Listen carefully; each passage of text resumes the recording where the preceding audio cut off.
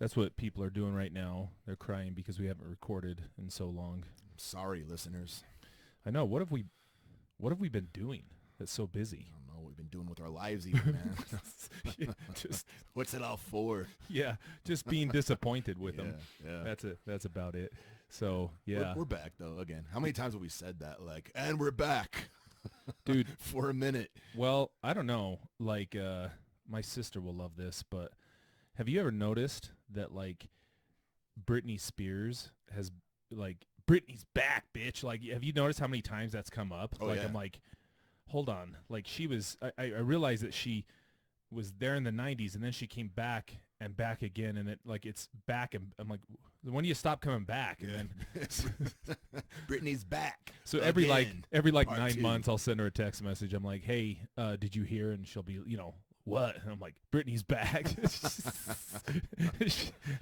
Oh, I know. She's the biggest Britney fan on the planet. Yeah, that's kind of funny stuff. She has been in the news though, or on that documentary. I know, dude. Yeah. You know what's weird Huh. is, I don't know if you noticed this, but those their voices sound a lot different when they're just talking versus like when they're singing. Oh yeah. So I noticed that with Miley Cyrus when she had her podcast with Joe Rogan. Yeah, she doesn't sound like she could sing very well with her voice. Right. I mean, it sounds like she has cancer Yep. in her voice box or She something. sounds like me. Yeah, she does sound like Yeah. you. Yeah, and then and I saw that it was like that the last season of Black Mirror that was awful. She was on there, and I did not like that last season. Huh. It's a huge Yeah, disappointment. I only got like an episode or two deep into it. Kind of was lame. Oh, Black Mirror. Yeah. That's the last The season. Yeah, Last I watched, season. Was, I watched everything but the they last need to get season. back to their roots, man. Yeah. So, did you catch the fights this last weekend? Of course, yeah. Dude, so, I mean, aside, everybody's talking about the McGregor thing, which, Uh-huh. whatever. I mean, that was so funny when, I love, like, everybody's, oh, that's not cool talking about his wife. I'm like, Your wife send me DMs. yeah, dude, I'm like, well, I don't know. Like, it seems like I kind of appreciate, I don't know if he's really that big of a jerk in real life, but I kind of like the guys who are pretend jerks in real life, but real sweethearts behind the scenes versus like the sweethearts in real life, but jerks behind the scenes. You know what I mean? Like John Jones. Yeah. Yeah. No, Sorry, John, if you're listening. there you go. The one I was talking about was I don't even know his name. What's that kid's name that fought Sugar Sean, like The Sean dude with the O'Malley. green hair? Yeah, Billie Eilish's brother. Yeah. I don't know his name. I've never seen him before. Bro, until the fight. he got brutalized, but He's like a Terminator. yeah, although, man, I cannot believe that fight got stopped with 30 seconds. That was stupid. They took his, I don't know, I don't want to say glory, but Oh no, it's glory. I mean, have you seen Rocky? That's glory, son. Yeah. Yeah, that's glory. they took it from him. Right, yeah. I mean, Herb Dean's like, oh, wait, hold on. 30 seconds? All right, sweet. Okay, cool. Let me ruin this kid. I know. All right. I'm like, what? Dude, I know. you've let him get beat up for 3 rounds. Like, just Let him get it. right, Let him get yeah, to the who bell. cares? Yeah. Well, speaking of fights, so the idea for this podcast came up. You clued me into this poll that you said had been floating around the internet, Yeah. and just kind of what it was all about. So, where did you see it? Like, how did that come up? Like, where did it originate? Oh, hell. I mean, at this point, it was one of the podcasts I listened to. It might as well have been Rogan. I don't know. But, and I'd heard it a few other places. There's a guy named John Lovell, like Warrior Poet Society dude, that was talking about it. Just, I don't know, just different people. But it was ridiculous enough and also freaking captivating. And it's stuff you and I have talked about. Like, Yeah. I think you and I have had multiple conversations over the years about fighting animals, and how we'd do and how we'd stack up against. Then we're usually talking about what it would be like to fight like some type of jungle cat, Right. or like fighting a cow or Right. something. Right. And so Yeah. it's just that. Yeah.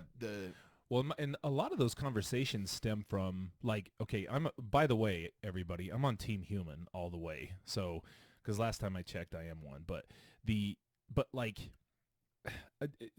the arguments that come up about this, and I mean, it's fine to get into it, but like, the arguments that come up about this are so foolish. Like, yeah, man, why don't you fight? Why don't you fight that bear? Take away your guns. I'm like, okay, bro. Like that was like me being a human, right? Yeah, my intelligence built trait. that gun, and that's why I get to use it as Right. much as I want. And we're on the top of the food chain, and we'll do whatever we want. Right. So, but I mean, like, so that just for starters, this is not that. We're not trying to advocate for, but this is kind of a fun thought experiment, I guess you could say. Yeah. I don't know how beneficial it is, but it's fun. Yeah.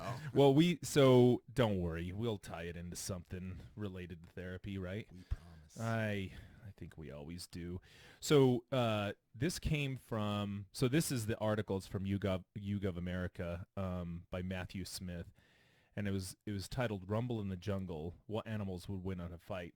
So I'll kind of read this to those of you who can't see this. Awesome. And what wild beasts do Americans think they can take on themselves? So it says the lion is often held to be the king of the animals, but is it truly nature's most fearsome fighter? Americans in search of answers are well catered for.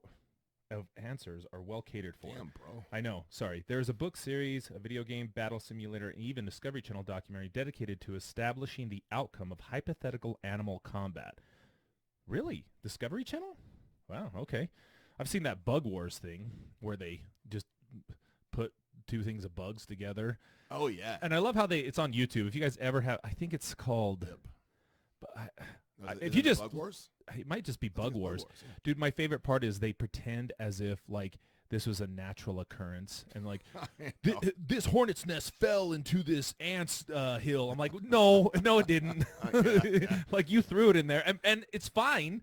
I'm all down for watching like insects slaughter each other, but check come out on. how this praying mantis and this black widow ended up in the same. They live in two different parts of the world. Yeah. Oh man, and I love the lighting's all perfect and everything. Yeah. I'm like, oh yeah, okay, this is naturally occurring stuff.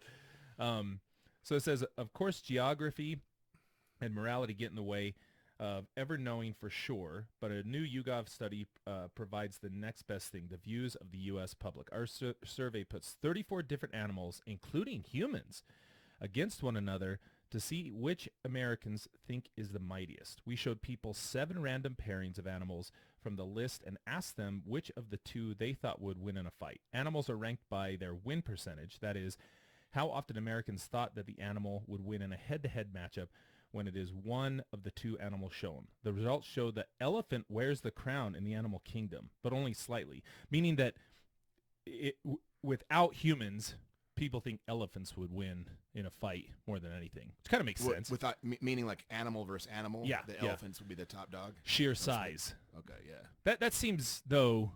I don't know. Elephants are tough. I guess I guess I'm thinking about like, okay, what about like a tiger though, and it jumps on its back? What does an elephant do? I've seen elephants withstand like lion attacks. I get it. How long though? You know? I've never seen one lion take down an elephant.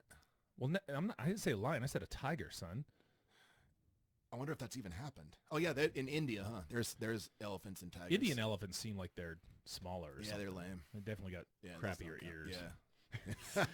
So elephants had a win rate of 74%, just fractions of a percent ahead of a single horned cousins, the rhinoceros, in second place. Rhinos. Okay, so rhinos. All right. Not far behind third place is the grizzly bear at 73%. Grizzly bears are vicious creatures. This may raise eyebrows among zoologists given that grizzlies far outperform their pale cousins, the polar bear, ninth place, despite the latter being far larger and more aggressive. Yeah, that's dumb. Well, I think it's just uneducated. Like polar bears are the most vicious creatures on the planet, in my opinion. Yeah. Also performing particularly well are tigers, 70%, hippos, 69%, lions, 68%, and crocodiles, 67%. That seems reasonable. Yeah. So here's kind of this chart that is up here. So that, I mean, I'm not going to go through each one of them, obviously, but you get down to this man versus beast. This is my favorite Yes. thing I've ever seen on the internet, I think. I knew you'd like it. So it says, but what if that unarmed human was one of our respondents themselves? We took a further selection of animals and asked if they thought they could triumph in battle against them without weaponry. So this is saying that it makes sense. I mean, so I've kind of likened this to if you're gonna fight. So somebody says like a tiger, right? And you're fighting a tiger, and they're like, yeah, without that gun, you're nothing, bro. And I'm like, well, I get that, but what if I took out all that tiger's teeth and all of his claws, like? So then what? I mean, I'll bet that tiger would still kick my ass. But Yeah. I'm just saying, weapons are weapons. Nature's evolved itself. But this is saying humans without their weaponry, which is that it's not fun unless you do it that way. Right. Otherwise, you just pick them off at 500 yards. Although I would say, like, it kind of reminds me of the end of. Have you seen that movie, The Gray, with Liam Neeson? I don't think so. No. It's kind of a far-fetched movie. They crash land in Alaska and they get all these. They're hunted by this pack of wolves, and he's got like his gun breaks, and so they have to, it's man against wolf, and they get their asses kicked, of course. And then he finds himself like at the very end, right in the wolf den, and they've been trying to get away from the wolf den the entire time. And he grabs this knife, and then he breaks these mini bottles, and then wraps them in duct tape, and then he's like ready to fight this wolf. And I'm like, okay, that wolf's gonna eat your ass, dude. But I just think to myself, like, that it seems like you'd at least want a knife, right? Oh yeah. I mean, that's fair. That's fair. Teeth, knife, Yeah. but okay, we'll humor this. Well, but here's the thing, dude. Yeah. So, I mean, I don't know if the listeners or viewers can see this, but before we get into how Americans responded, I kind of want to quiz you on how you would do on just the animals right here. Okay. On if you think you could beat them. So, I'm just going to read through the animals first, just so we know what the scale is like, and then I'm going to ask you kind of where you think Where I line up? Yeah. Okay, let me ask you this though. Yeah. What's up? Where's the mindset? Like, okay, so do both of us, like, are we entering into a battle arena? Yes. Okay, we're entering into a battle arena, Yes. and do both of us know this is a fight to the death? You both know you're in a fight. So You the and animal somehow, through some animal psychic power, knows Yes. this is a fight to the death. It's All aware. right, Yeah, let's go for It's it. aware. And let's just assume like Roman Colosseum style. Okay. All right. Okay. So just not to spoil this any further, we'll just have this conversation here, and you can read off the animals. Okay, so the animals, before you start answering, the animals, at the lowest end we have rat, house cat, goose, medium-sized dog, eagle, large dog, chimpanzee, king cobra, kangaroo, wolf, crocodile, gorilla, elephant, lion, grizzly bear. All right. All right, so let's start off with rat. Of course. okay. I would. Come on. I mean, I don't care. Like, that could be the biggest rat in the world, and I'd kick its ass. Yeah. Yeah. Okay. And do we want to get into the method, or would that get a little too gruesome? I think we all know what would happen. Well, do I have clothes on? Do I at least get to wear boots? You're in we'll just say like board shorts. That's it. So this Shoes. is like Board shorts shoes and shoes. shoes. Yeah. I mean, come on. The humans got to have some. They can't just go in there. I know. I mean, Board shorts and shoes. Yeah. Okay. All right. Board shorts and shoes. I'd stomp that rat's head in. Okay. House cat. Yeah, I'd beat that. Although it's like I could have a flawless victory against a rat. Okay. House cat, no way. You're not coming away from that unscathed. Like, I mean, how big do house cats get? Like big? Well, because you reach a threshold though. Because house cats get like, if they get too big, because I've seen fat house cats, but those things can't move. 12 pounds. Okay, I could take a 12-pound. That's a big cat, right? I would. All things considered, though, I'd get scratched and I'd be bleeding. It's I like mean, what if people both of say us about- knew this is we're facing off to death. Yeah. I can't just sneak up behind that Yeah. house cat. So I'd win, but I'd probably try to just get my hands around it and Choke it or something. maybe I might Spike it on the ground. Yeah, try to use that tail as a ball and Yeah. chain type method. Okay. Yeah. So it's kind of like how people talk about a knife fight. Like, no matter what, you're getting cut. So Oh, for it's kinda sure. Like that with a cat. You're not no flawless victories with a house cat. Okay. No. All right. Goose. A goose seems really silly. That's after the house cat. I don't get it. It might be because, and we'll get into it in a second. It might be because of how people answered. But Okay, well, geese are not intimidating at all. I'd win that. I don't know what would they do? they hiss at you. They're kind of scary when you're a little kid, Yeah, and they you're like, hiss. what is that thing doing? Yeah. You know, and all I've ever read was like, you know, the what is that? The ugly duckling. Mhm. And that's my idea of what. That's a swan, though. Either way, I gonna mean, mark that you know, like I mean, they just hiss and they have ugly nose. You know, I love the ones that have like horns on their beaks. I'm like, oh my Yeah. god, what happened to you, you mutant? Yeah. Yeah, I Virgin would. evolution. Yeah, just think about grabbing that neck and They have a long neck. yeah, you could break it easy. You're like doing like a lasso motion. Yeah, exactly. Okay. Medium-sized dog. What are we talking? So let's say 40-pound dog. I feel like I'd have a better chance against that dog than I would a house cat. Same. Yeah, I would. I mean, cats are like ninjas, the ninjas of That's the the animal word I was gonna kingdom. use. And they're slick. They're just their bodies and how they move, and even their just attitudes and their disposition is just scary in a lot of Yeah. ways. I think they're devils, It's like their movement is what's for sure. yeah, Yeah, dogs. ninja is a good description. Yeah, you said a 40-pound dog. Yeah. Yeah, I could take that dog. And again, I would for sure get bit. I'm You're not getting saying I'd get bit, but I mean, when it comes to eye gouging and stuff, Yeah. I could take that dog. Okay. Eagle. Are we talking like a bald eagle? Yeah, bald eagle. I don't know, dude. I don't know. I've seen some videos on some eagles, and they can shred things with their talons. Plus, they're coming from the air. Like, I mean, that's a natural advantage, and they're not small. Like, they're light. Like eagles, all birds are light. Yeah. Right. They don't weigh very much. But I'm just saying, like, if so, How would it get you? like, they're fast too. If you ever watch videos of them swooping down, Oh, when and- they dive? dude, they're super Oh, yeah. fast. They're coming in at like 80 miles an hour probably. So I'm just thinking about kinetic energy, right? And if they had an arena big enough, I imagine we're like in a Thunderdome type setting, Yeah, right? yeah. Okay, so they can fly up and use their advantage and then come down. I mean, I don't know. We could Google how fast they go, but I imagine if an eagle came at me full clip, I'd probably get knocked on my ass, if not knocked out.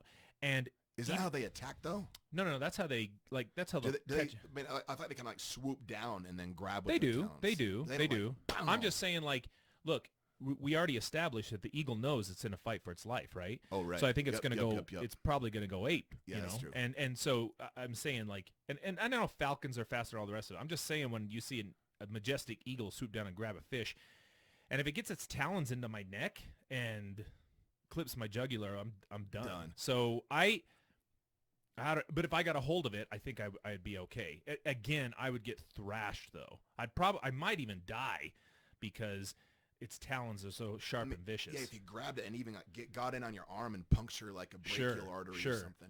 So I'd say 50-50. 50, well, both 50-50. You're giving Yeah. the eagle a lot of love. Oh yeah, dude. Eagles Okay. are badass, dude. Okay. They would destroy a 40-pound dog, easy. Oh yeah. And I'd have a hard time with a 40. I'm not saying I'd come Okay. unscathed. Different They'd techniques, destroy a but 40-pound dog. Styles make fights. Yeah, for sure. Chimpanzee. Does it have AIDS or cancer? No, this is a. No way. This is a virile chimpanzee. I learned something about chimps, but go on. Like explain it, because I'll tell you what I. So learned. is this like a virile chimp? Yeah. I'm not gonna. No, 100% I'm losing. Okay, 100%. 100%. No, All right. they're small, but they're wiry, man. Like Yeah. their muscles work different than ours. And I. When was the last time that you heard about some old ass domesticated think about that old ass domesticated chimp that ripped off that chick's face? Oh my god, dude, that's so. When was the last time gnarly. you heard about a human ripping off another human's face? I don't even think we're capable There's of just it. that Florida man, but that's it. But yeah, but he Florida man. Yeah. All right, that's the thing I heard. And we'll get through. I know we got to actually tie this into Sure. therapy in a minute here, but I heard that chimps aren't necessarily stronger than humans. Pound for pound, they're stronger. So like a 60-pound chimp is stronger than a 60-pound human, obviously, but I heard that like kind of the idea that like chimps are like 10 times stronger than humans because their muscle fibers are different is a myth. The source I heard that from, I think, is reputable. That might be true. I think they're more efficient though with their muscle usage. And their teeth. Yeah, I mean, they've got, I mean, ridiculous. I'm just saying that even if that's true, I think it's kind of like old man strength. I mean, that's a good comparison. I've seen old dudes, like when I worked construction for one summer when I first got out of high school. And I mean, I could bench press a lot back then too. And these guys couldn't even hold a candle to my bench press. Mm-hmm. But when it came to like using a shovel to shovel asphalt, dude, I couldn't do any of it compared to them. Really? So I'm just saying, I think when it comes to like chimps have old man strength. Decimating your enemy, Yeah. chimps have old man strength, or they're just more efficient with their muscle usage. That's it. What percentage are you giving me? Zero. Okay. I'm not being a chimp. Okay. Let's just King Cobra, maybe. yeah. Let's do that because then we can just because there's gonna be some that I know you're gonna say 0% on. Like, can we pretty well say wolf, crocodile, gorilla, elephant, lion, and grizzly bear? You're not gonna beat. No, I'm not beating any of those. Okay. A kangaroo, maybe. That's a maybe, isn't it? They're really powerful, obviously. I mean, I would think if they kicked me the right way, it might knock me out. Oh yeah, for sure. And Yeah. and they have sharp toes. Yeah. And But- king cobras, I mean, Yeah. How would you fight a cobra? well, if you can, so some snakes, and I think a cobra is one of them. I'd have to look.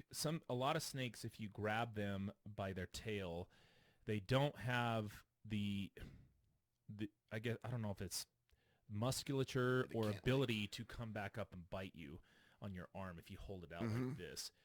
And if that's the case, but even if I could just dodge a bullet and grab the tail, centrifugal force I like the dictates lasso method. that I would I'd win that fight. I wouldn't try to stomp it like an idiot. Well, the thing is, and here's the deal: like a snake that knows it's in a fight for its life is going to be coiled, so it's going to be tough to get in on that tail. Well, yeah, and I could like kick at it and try to get it to You'd have to. Something. I There'd mean, be a gamble there because he's going to be able to strike. I'd give at you myself once. a 60-40 shot. Okay, fair.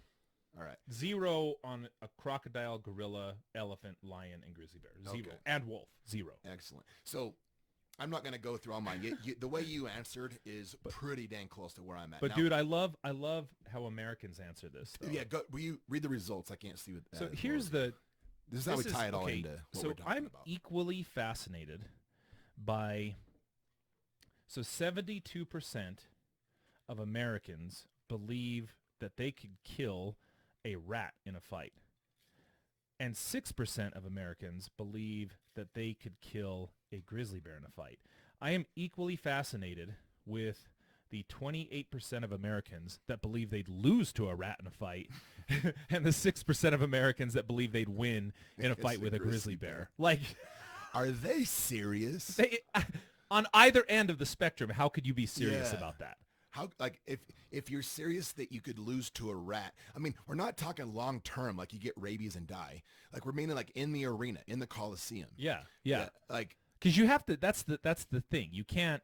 You have to kind of set the stage for what the fight's going to be like. Yeah. I mean, you can't just say humans unarmed and call it. That's it. You know what I mean? yeah. And then grizzly bear. I mean, so what does it say for lion? Or what does it say for elephant? Does it say? Elephant says 8%. 8% of Americans. What? No, like, how? How? So- Are you going to punch it? So you're telling me out of 100 people, 8 people say they'd beat an elephant in a fight? I could do it. Yeah, I guess. Yeah. Dude, like, can you imagine the dude who's saying that, though? Who's saying that they Yeah, could... I can imagine him. Oh, my God. It just is... It's disappointing. I mean... I know. Yeah. Well, so that... As we were talking about this, like, some of these other ones kind of... I don't know. They kind of make sense, 30% eagle, yeah, I'd say that's about, isn't that what I said? I think did you give yourself 60-40, I think? No, that was the king cobra. Oh. Yeah. But then, yeah, and then 8% of people say they could beat a gorilla. No, you can't. How? No, you can't. How do people think that? Without weapons? I'd want to hear their explanation. I really know. would. Like, Yeah. genuine, like, please explain this to me. How are you going to do this, right? So as we were kind of thinking about this brought to mind this idea of the well, it's this was an assignment that you came up with quite a while ago. Mhm. So what is it? What is it exactly? So it's called the Dunning-Kruger Effect. Is that related to Freddy Krueger? Yeah, Ryan Dunn and Freddy Krueger like came up with it. that dead jackass guy? Yeah, that dead jackass. Dude, Yeah. it's can you imagine having the last name Kruger? Like from time immemorial, everybody's like, Dude, when I worked at FedEx, my direct supervisor her last name was Kruger, and I mean, it was funny. You related every to time. Freddy. Yeah. Every time it was funny. Yeah. Like, she thought it was great. Yeah, that's awesome. So the Dunning-Kruger effect is, I'll explain a little bit. So they're researchers, and this is a pretty new psychological concept. It was developed in 1999. And Oh yeah, that's really new. really new. Yeah. Do you know where it comes from? Like what motivated the study of it? What motivated Dunning and Kruger to look into this? No. So there was this happened in maybe 1995. There was this dude that robbed two banks or something, in broad daylight, no mask, no nothing, just walked in, would even like kind of smirk up at the security cameras, just like all this hubris, just kind of super cocky. And, he made no efforts to conceal himself and didn't make any efforts to hide himself. He was promptly arrested, like right off the bat. And as they were interviewing him to take down his statement or whatever, he just kept saying, like, I don't get it. I even used the juice. So the juice. He went on to explain, I put lemon juice all over my body, and lemon juice is invisible ink. Okay. I thought that if I put lemon juice... So he's psychotic. No. He has the Dunning-Kruger effect. He thought he was so slick, and that maybe nobody had ever thought of this. Nobody had ever thought to use invisible ink to rob a bank or do anything. He really thought he was kind of the first person to stumble upon this method, because like, I mean, any that seems 8-year-old, pretty delusional though. Oh, it's bad. Yeah. But and you're saying that the Dunning-Kruger effect, it supersedes like any form of psychosis or delusion or anything. I get what you're saying. Yeah. I don't know if that guy had delusions or not.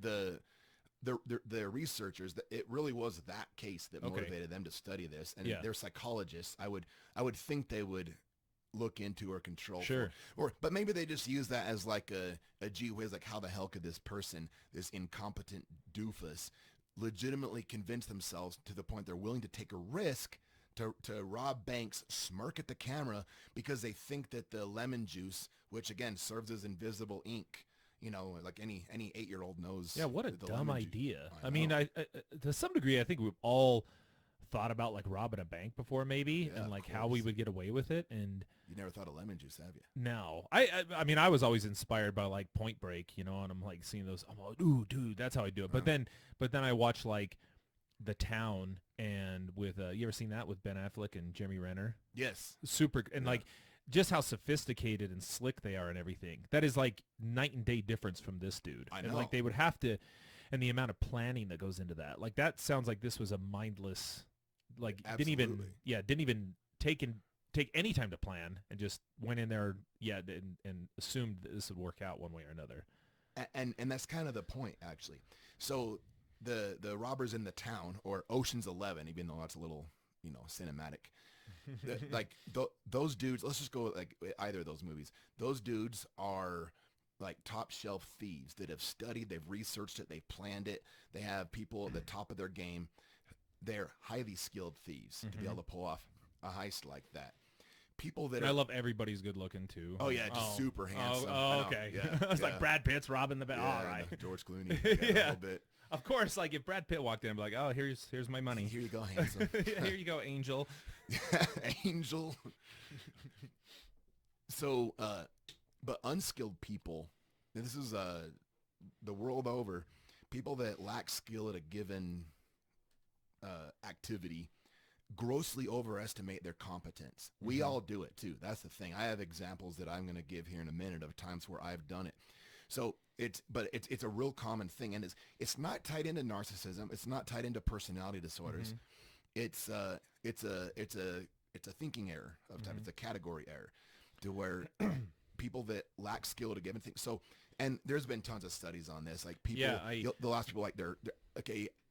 Well, I mean, if you try this, you talk to 10 people. If you're a listener, pick 10 people that you regularly interact with and ask them to rank themselves on a scale of 1 to 10 on how good of a driver they are.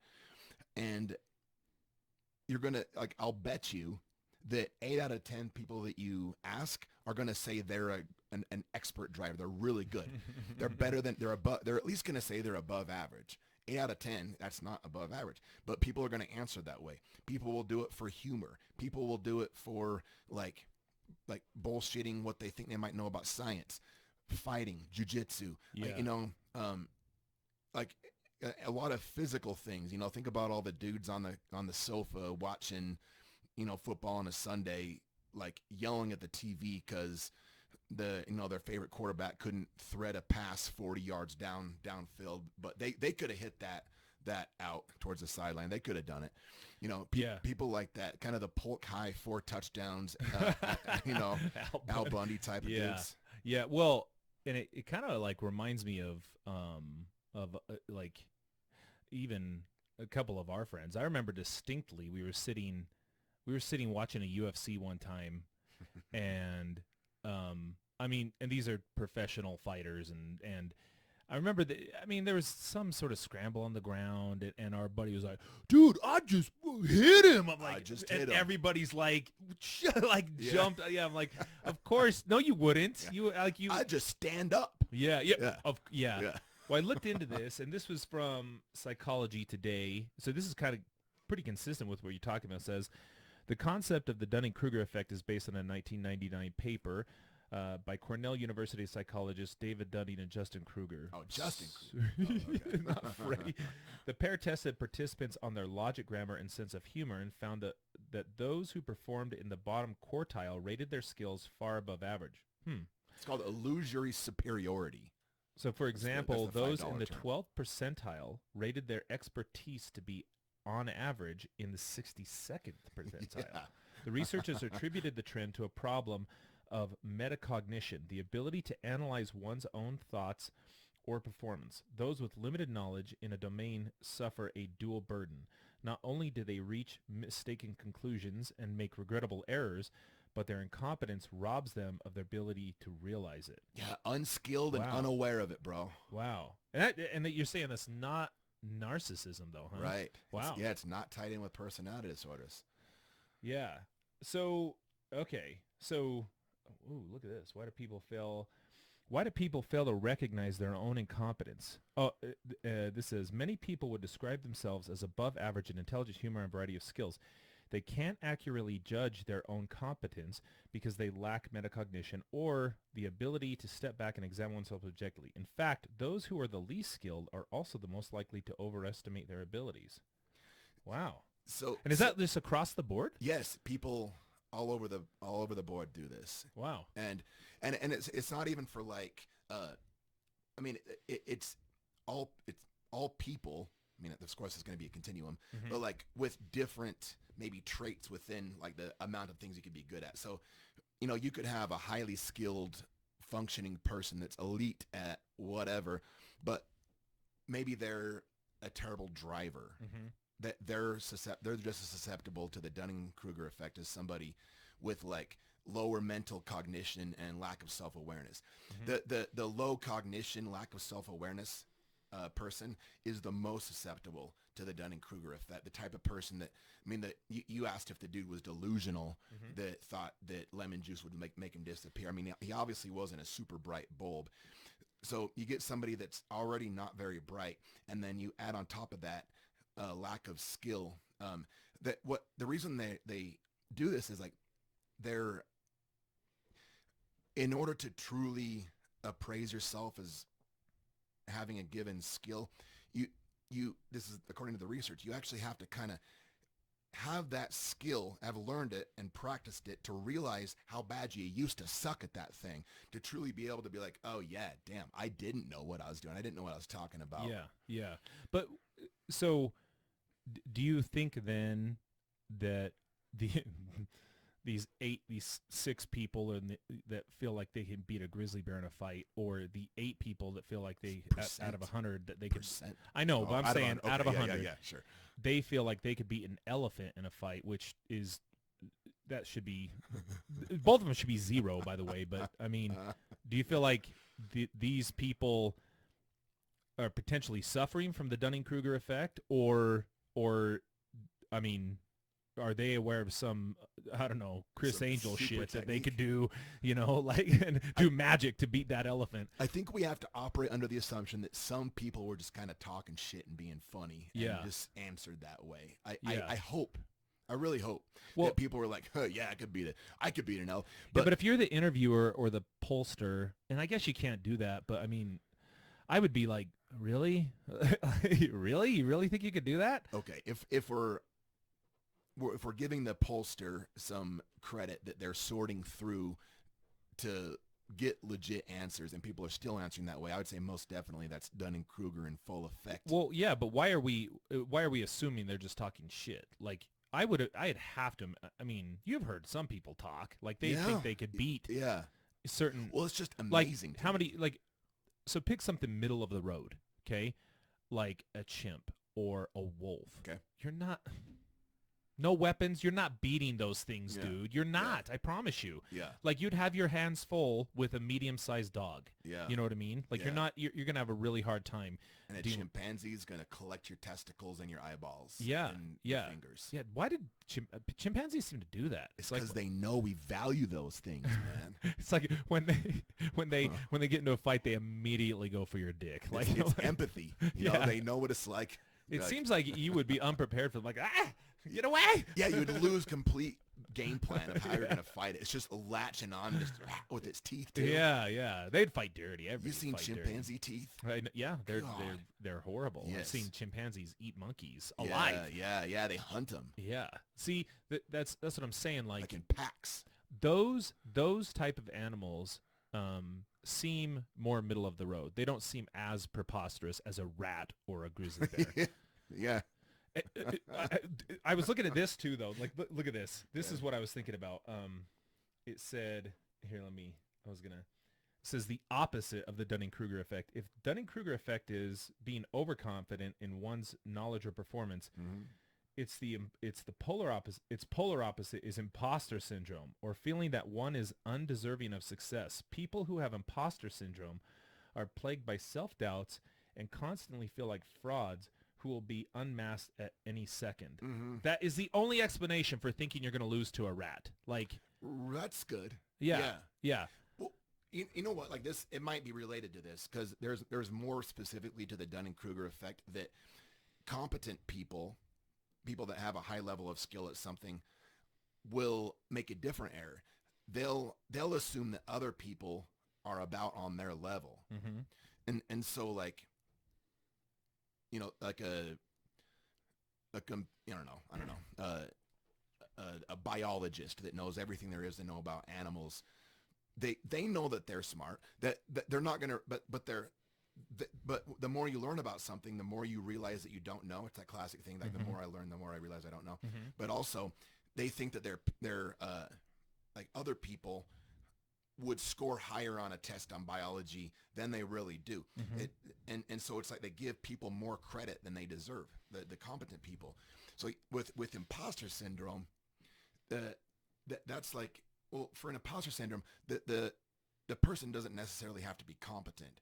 Like, you could be a loser and also have imposter syndrome and just be right. You know? Yeah. So you could, but wouldn't that also almost be like a self-fulfilling prophecy at that point? Probably. I mean, like, you know, I talk to a lot of clients about this, and you probably hear this too. And, you know, I think this is not just related to those in the criminal justice system, but I hear this a lot. It seems maybe anecdotally more on that level.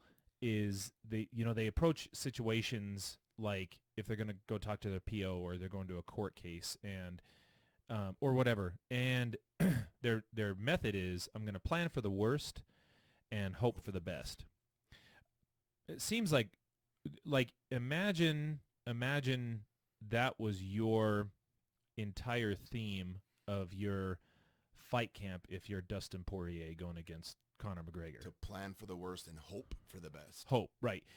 And so I'm saying you make a plan which sounds actionable, that you have an influence on, and that you can kind of predict. And when you can predict something, that means there's an element of control. And the control would indicate that if you do certain things, it's going to move it in that direction. Hope sounds like equivalent to luck. It's like Jesus, take the wheel. Right. Sounds like magic in its own way, right? And I mean, like, I just think about what the mental disposition is going into that. Like, if I'm stepping into an interview, right?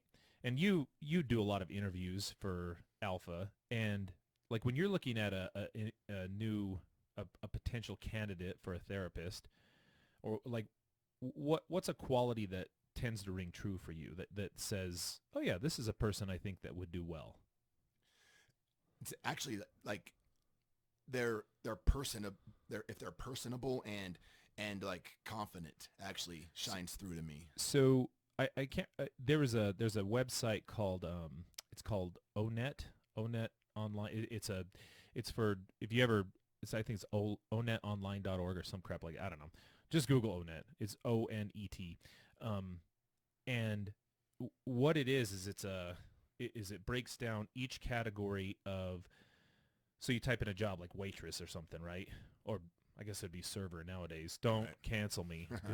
A wait person. Yeah. And on there it says they surveyed like all of, like administrators who are overseeing these positions and what it is that they look for more than anything in terms of respondents. But the overwhelming thing that just baseline characteristic is confidence. That's what they're looking for. Yeah. So confidence and kind of like coachability, you know what I mean? Yeah. They don't call it that. I can't remember what they call that, but they're looking for those things. So trainability, whatever. But confidence, if you go into a job interview and your attack is, I'm going to plan for the worst and hope for the best, that doesn't scream confidence to me. Like, imagine that I'm planning for the worst, and that comes out in my tone of voice, my posture, my eye contact, my answers, even if I'm not nailing them. You know what I mean? There, these bosses who would otherwise be able to see some of this would know, oh, this isn't our guy, but for that mentality, they could have done better. So I was like, why not, plan for the best and know that you can cope with the worst, like plan that for the best and know you can cope with the worst. Right. Yeah. I'm going to plan for the best outcome because again, that puts you in charge, right? In control. A plan means that there's an element of predictability. And if there's an element of predictability, there's also an element of control, which means actions on my part can lead to better outcomes for me. But I know that if the worst happens, I'm going to be able to cope with that. Right. And I have to imagine like somebody like Dustin Poirier or really anybody going into something like that has that mentality. And I just wonder, like, that doesn't see like Dunning-Kruger would be like, screw a plan.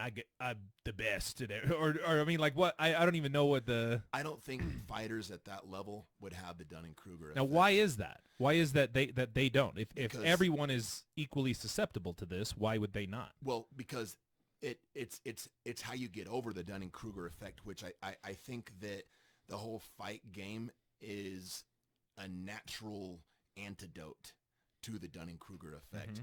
And that's because there's so much truth in reality.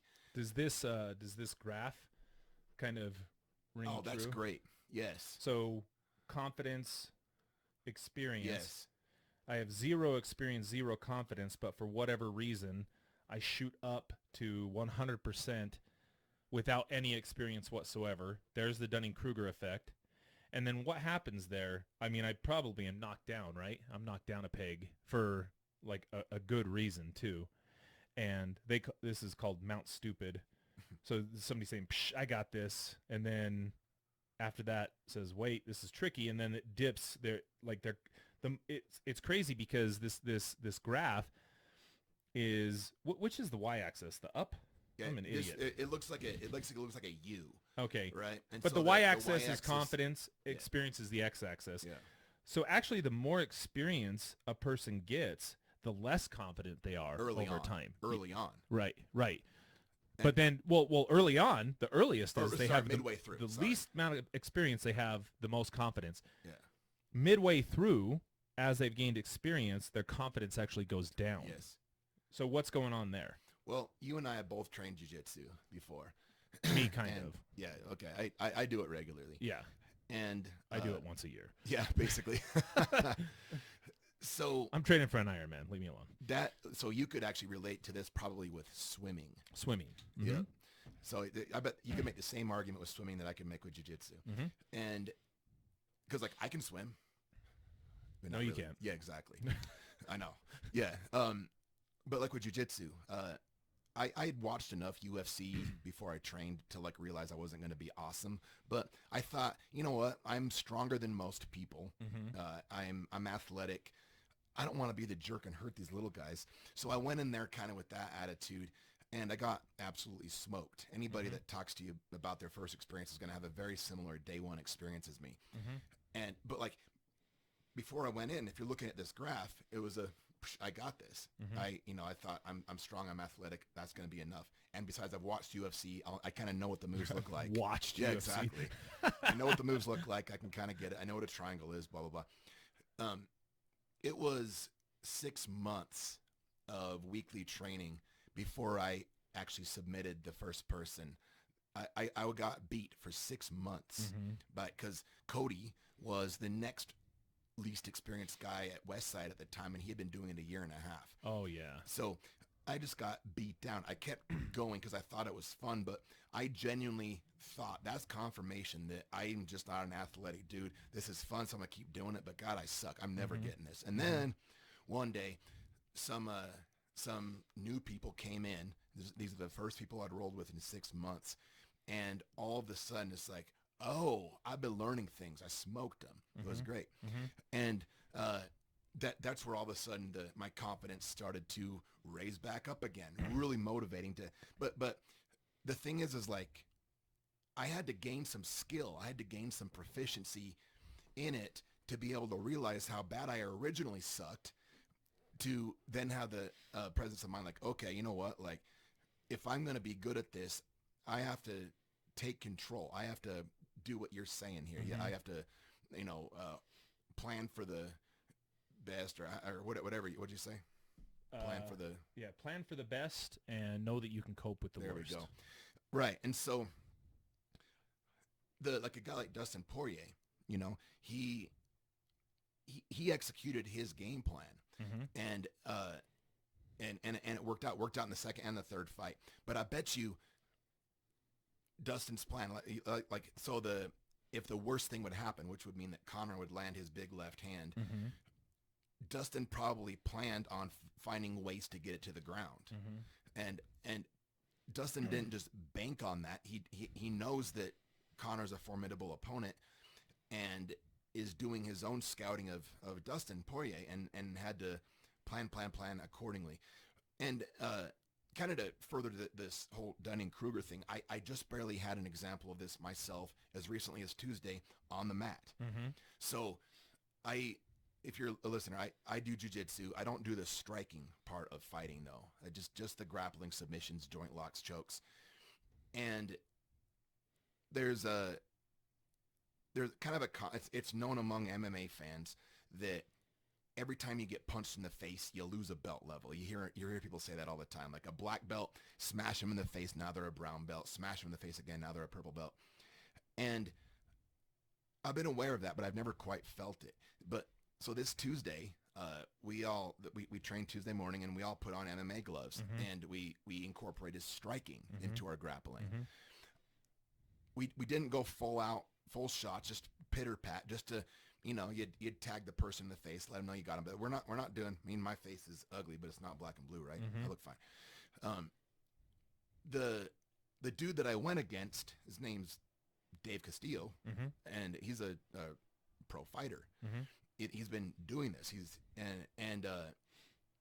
I really thought that the fact that I've been training jiu-jitsu since 2007, that okay, I don't train striking, but I'm really good at positioning, and I think I'd be able to hack it. And if someone's raining down strikes on me, I know how to defend myself. I can close the distance. I can get up on a single leg, tip them over, and if I'm on top, I know how to punch people. I know how to drop elbows. I do fine.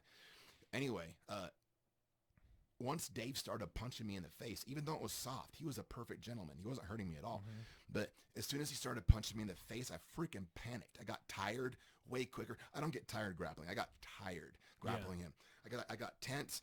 Like, I really felt like I forgot half my techniques. I was scrambling. I'd be getting hit, and I'd go for a position like a deep half guard sweep, and he would like pop, pop, pop, just nailing me in the face, and I'd bail on it, I'd forget, I'd freeze. Dude, it was the most humbling experience. So, like, I don't know what the hell I'm doing. Like, it's completely different. Right. And that's even with me having some level of expertise. Right. And that's just another layer of fighting on top of that. Yeah. And you had just a simple layer on top of that, which is, I mean, equivalent to if a person had no idea how to do grappling and only knew punching, they'd be equally like in crutches as a result of that. Most they wouldn't be able to. Right. Well, so I guess listeners would probably want to know, like, number one, how do I recognize for myself that I'm experiencing the Dunning-Kruger effect? And then secondly, what's the antidote? Like, I mean, how do I escape it? The two main ways are, that at least it gets suggested, is like, ask peers for feedback, be willing to get some rough answers that you don't want to hear, and keep learning. Because again, the only way to get through the Dunning-Kruger effect is to develop skill in an area so that you can then reflect back and realize that you suck. Yeah. So accepting feedback, being willing to ask people like, hey, how would you say I do at this? Anything I can improve on? Those types of things are going to, and look, so when I made this assignment is for clients, but I think that this topic is for therapists. Oh yeah, for sure. Especially when you're attempting to train them. Yeah. And they feel like, I've got this. Yep. And I mean, what I can say is, I felt pretty confident when I graduated about having an idea of how therapy worked, and then I realized I don't know anything. But that was through rigorous 80-hour work week, session after session after session, like just, and then I don't know, 10 years later, I'm like, I kind of got an idea of what's going on. I'm not an expert. I don't know. The word expert seems really silly in a field like ours. At what point did you, so upon graduating, you had the confidence, you're on the left end of the U on that Y axis.